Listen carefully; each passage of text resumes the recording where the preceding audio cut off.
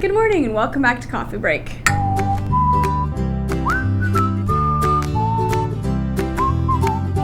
Happy Women's History Month. Thank you. A very happy Women's History Month to you as well. Thank you.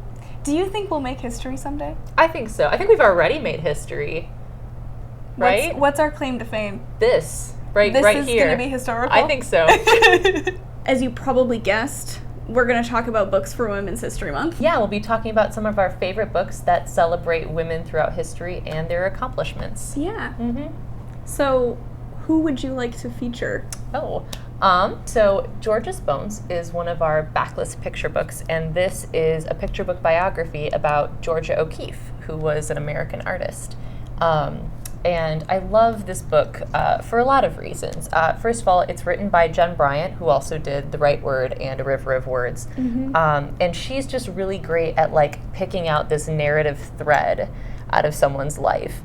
So she kind of lets the details fall away for where and when they're born and, all those biographical details that more straightforward biographies include. She'll skip all that and just talk about Georgia and how she really liked being out in nature and the things that led her to becoming an artist and how she sort of found herself and her passion. So that makes this book really, really interesting. And I love the illustrations themselves kind of look like Georgia O'Keeffe paintings. If you're familiar with her work, she's got lots of really bright colors like flowers and all of these bones, hence the title and everything. And so you really get a sense of her and her work, you're sort of seeing the world through Georgia's eyes because of the illustrations, which is really fun. But what I really like about this book is the message that it sends to its readers, because you see Georgia and she's really interested in just common everyday objects. She likes their shapes, she likes their colors, and her whole family says she's silly for getting caught up in these random things. And she just doesn't listen to them, and she decides that she wants to be an artist and paint these things and show the world how she sees them. And that's exactly what she does. And I just think that's really great because it takes her a while to realize why she's so fascinated by these things, but she never questions whether or not she should pursue it. And I like that idea that you can be interested in something and not understand why, but just go after it anyway. Yeah, interesting. Yeah. So, I don't know. I think that sends a really interesting message to readers. Yeah. So what was one of the books that you picked for Women's History Month?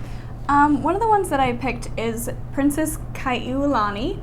Is that how you pronounce it? I'm pretty sure. So I've only ever had to type it out. I've never actually had to say it out loud. There actually is a Hawaiian language guide at the front, which is really interesting, and it's a simpler language than English. They don't really break their own rules.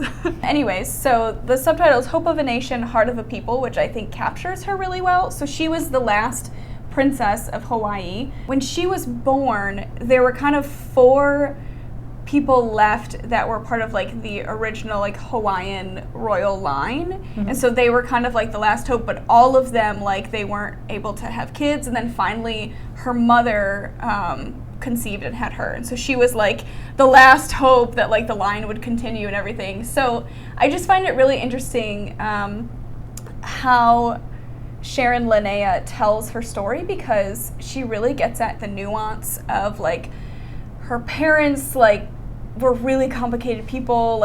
They definitely had their flaws, but she had a great governess, and her parents did really love her, and just showing that she could have grown up really arrogant, having all of this on her, being treated like a princess from the very beginning. Through various family deaths, her aunt becomes the final queen, and then is forced to abdicate the monarchy. The Western influence is coming in, and they force her aunt to overthrow the monarchy. So she doesn't actually get to be queen, but she hears about this when she's over in England, and so it's just crazy, all this crazy stuff is going on. So she loses her country when she's not even there. Right. Oh, that's sad. But she feels she knows that this was not a choice of her people. Sure. And so she comes back, and the way to get back to Hawaii from England is by way of New York and crossing all the way through. So then she lands, and she has had this full English education. She's wearing the latest Western clothing, speaks with no accent, is clearly not a savage like they've been trying to claim that her people are, and like makes this incredible speech, and it like that starts her activism. And she was 17 at that time. Oh, wow. Kind of running theme, I think, in some of these books is this was a time when women couldn't vote, but they could rule countries, which was fascinating. So, for example, Queen Victoria was her role model at the time because she was also this female monarch, but who couldn't vote in her own country. So it's just really interesting, all the things going on at that time and how she really stepped into her role. So I think when you're like thinking about Women's History Month, Mariah Mitchell is actually the kind of person that you think of. Mariah Mitchell was the first female American astronomer. Awesome. Yeah, and she actually got a gold medal awarded from the King of Denmark for discovering her own comet. So that's so cool.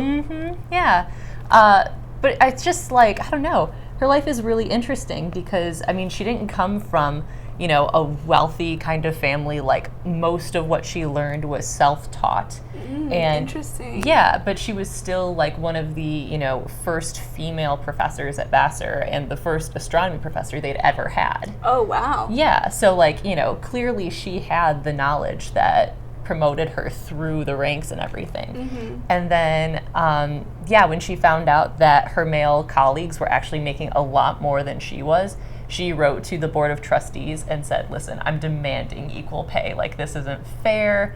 And they refused, and so she threatened to quit, and then they immediately gave her a raise. That's awesome. Yeah, exactly. Like, Mariah Mitchell is having none of the gender pay gap in the 1800s. There's no way. Like, wow. Yeah, but I mean, you know, it's so rare that you find these women in history who actually manage to, you know, go through all of the sexism that has been institutionalized and, like, rise above all of that. Right. So, yeah, exactly. Like, she just went through everything and just pursued her passion, and people really admired and respected her for it. That's fascinating. Yeah, she's just a really interesting person, and this is a straightforward biography, but like her life is so interesting that it goes by really quickly. Yeah. I feel like somewhat related to that is Dorothy Day. So she is most well known, I think, for in her later years, she did a lot of work with the poor, like opening soup kitchens and just really being on the ground. And right, I always think of her as like a Jane Addams kind of figure. Yeah, like really dealing with people in poverty. I mean, she grew up in poverty, so she knew what it was like, and it wasn't hard for her to connect with people. And I think she has the sort of classic story of finding activism, like, in college, and, like, she kind of always had this heart for it, but then as her world broadened and she learned more about injustice in the world, like, she kind of looked around as, like, why is no one doing anything about this? Right. And she also was a suffragette. When she ended up leaving college, she left after only 2 years, but knew that she wanted to be a newspaper writer, which is what her dad was. And so she should have all these connections, right?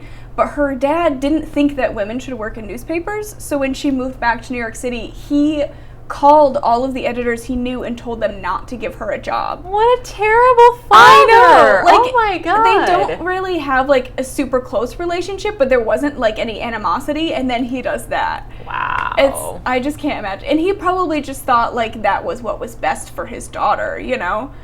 So it's really cool to read about her resolve. Yeah. So if you have books that you're reading for Women's History Month, or if you have women throughout history that you've always admired, let us know in the comments. We would love to hear from you. Definitely. Thank you for joining us, and we'll see you next week.